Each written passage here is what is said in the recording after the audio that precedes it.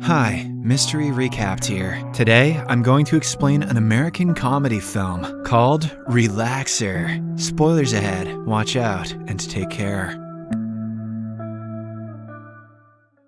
Abby and Cam are a set of weird brothers from Minnesota. They are jobless, have no talent, and are hated by all their neighbors. The whole day they play games and participate in random challenges, hoping to win some cash prize. Basically, it is the younger brother Abby taking part in the challenges, while the elder one, Cam, records him and takes care of other arrangements. Kind of like how Ben Affleck farted and smoked pot while Matt Damon wrote Good Will Hunting. In the first scene, Abby is playing video games on his couch with great focus. Turns out this is also a challenge. Every 5 minutes, he will have to chug down 100 milliliters of milk within a time frame of 10 seconds. This will continue until Abby finishes the entire game. The hardest part is that he cannot even get up from the couch, let alone go for a bathroom break. During the challenge, Abby gets tired and thinks of quitting several times. However, Cam chastises him to keep going, saying that he is a quitter who has never done anything good in his life. He also mentions that Abby quit his recent job, because of which they're in this predicament now. They have no money to buy food or pay for rent. So come on, Abby, keep going until you poop milk. Hearing this, Abby reluctantly obliges. Several hours later, the challenge is still going strong. Abby has completed a substantial part of the game, but his urinary bladder is almost about to explode. He can't hold it any longer now. To gather some strength, he puts on a weird pair of glasses that his dad had gifted him years ago. From their conversation, we get to know that their dad has been incarcerated for assaulting a kid. Mac hates him for it and hopes to never see him again, while Abby believes that their dad is innocent. In the next morning, Mac heads to the other room to get something. He wants to spice up the challenge by adding a few more elements to it. Taking advantage of the opportunity, Abby grabs the almost empty gallon of milk and pees in it. After a while, Mac returns with some stuff, among which is a magazine. He turns to a page and starts explaining about a celebrity gamer named Mitchell. The man has apparently reached level 256 of Pac-Man, and he has declared an open challenge. Anyone who reaches level 257 will be awarded with a cash prize of $100,000. Cam asks his brother what he will do if he wins the challenge, to which Abby replies that he'll buy a private jet. Buddy, $100K can't even buy you a private toilet. As the two are engrossed in their conversation, Cam suddenly realizes that the gallon of milk is missing. He asks Abby about it, and the latter reluctantly brings it out. Surprisingly, Cam is still adamant on finishing the contents of the gallon, unaware of what his brother has done. Abby tries his best to explain that he can't drink anymore, but Cam is having none of it. He wants to continue with the challenge no matter what. So, he pours the content of Abby's bottle and starts counting down the time. The poor guy is about to drink it, but he suddenly starts puking all over the place. This ends the challenge, effectively. Cam is furious, and he once again berates his brother for being a quitter. He explains that he rented the camera for an expensive amount, but now he'll have to return it without any profit. These words really touch Abby, so he promises to do another challenge, and this time finish it. Cam tells him to take on Mitchell's challenge, which is reaching level 257 of Pac-Man. However, during the whole thing, he won't be allowed to get up from the couch. This is a punishment for his recent failures. Saying this, Cam starts packing his stuff, saying he is going to his friends and he will be back on New Year's Eve. He also reminds Abby that the camera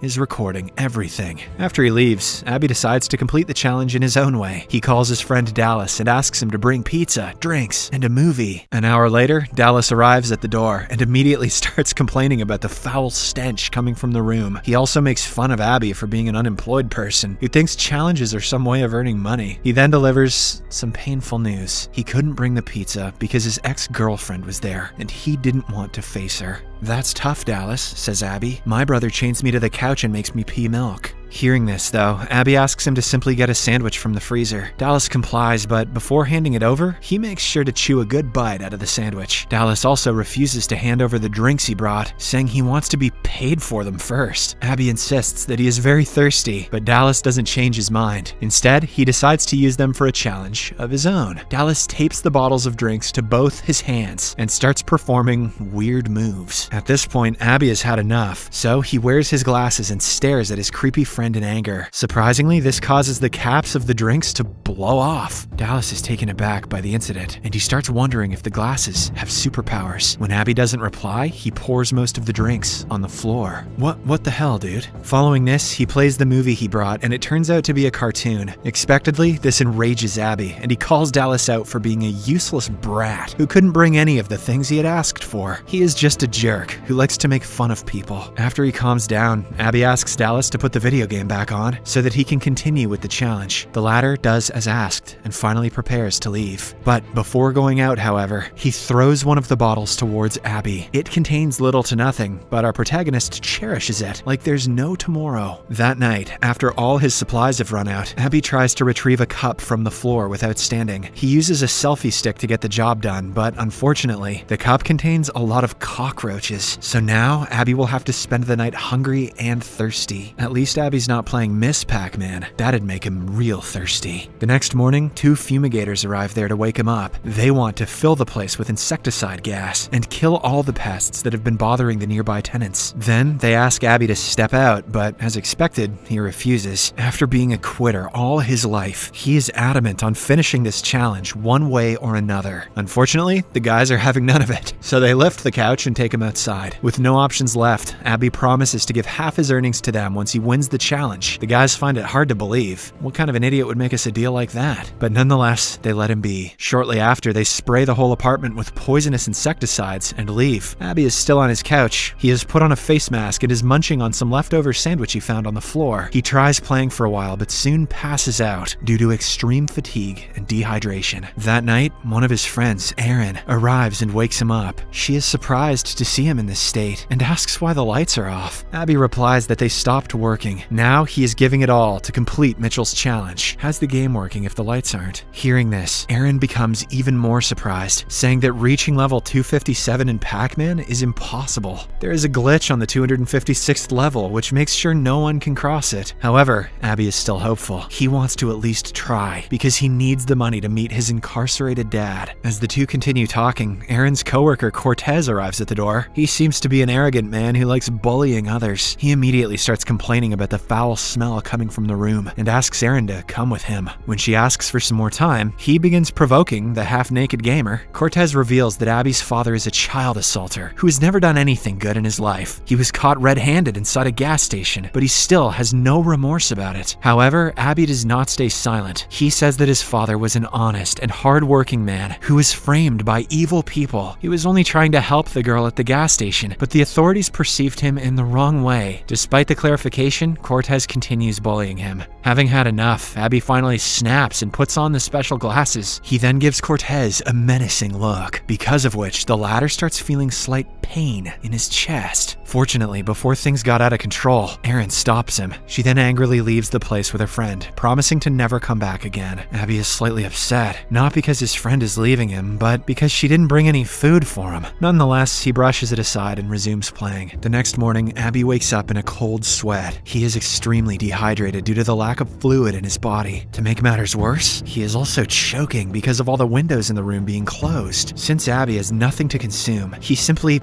licks some sweat from his body, hoping it can re-energize him. Abby out here thinking he's on the planet Arrakis. The plan works, and once Abby gets some of his energy back, he tries reaching for the window to open it. Since he cannot get up, he uses various objects around him, but none of them work. At last, he reverts to his biggest weapon, his glasses. Abby puts them on and signals the window to open itself. Unfortunately, he miscalculates his powers and ends up breaking the window glass, through which a dead bird suddenly enters. After checking out the bird, Abby realizes that it is raining outside, so he tries to gather some rainwater through the window. He uses a camera tripod, but the plan fails miserably. At this point, Abby has become so desperate that he starts collecting the tiny droplets of water seeping through the walls. However, it soon stops raining, and the droplets disappear. Frustrated, he once again calls Dallas and tries manipulating him into bringing some food. Abby explains that they are going to play a new challenge in which they have to eat a pizza inside 5 minutes. Sadly, Dallas finds out fed up at the deceit and hangs up the call. The fact that you're gonna die isn't a good enough excuse, dude. Making the half-naked gamer completely delirious. In a fit of rage, he smashes some stuff around him. Later, Abby thinks of an idea. He has seen a water pipe on the wall from outside, so he calculates the exact spot and starts banging on it with his tripod. He manages to find a pipe, but it is the wrong one. Abby accidentally struck the toilet pipe, and now the dirty substance is filling his room. Still, he doesn't stop trying and continues striking the wall. A while later, his hard work finally pays off, and he is able to find the drinking water pipe. In the next scene, we are shown that Abby is still inside the room on his couch playing the video game. However, drastic ramifications have been made to his surroundings. First of all, he has grown a long beard, indicating that it has been a long while since he got off the couch. The window is still open, so he usually kills birds and cooks them for food. As for the water, he still has that unlimited supply. To summarize, Abby looks like a caveman. One night, as he is playing, his neighbors start celebrating an occasion by launching fireworks in the sky. Abby uses this as motivation, so he puts on the glasses and starts playing with all his focus. Surprisingly, he manages to beat the supposed impossible level 256 of Pac-Man. Abby celebrates the success alone, thinking that he is some kind of god. The next morning, Cam finally arrives at the apartment with a friend. He is shocked to find his brother still sitting on the couch. When asked, Abby reveals that he has completed Mitchell's challenge and is now looking for a much more difficult one. He then asks what day it is, to which Cam responds that they just celebrated the 4th of July last night. That means that Abby sat on the couch for more than 6 months. As the two continue talking, Cam reveals that their dad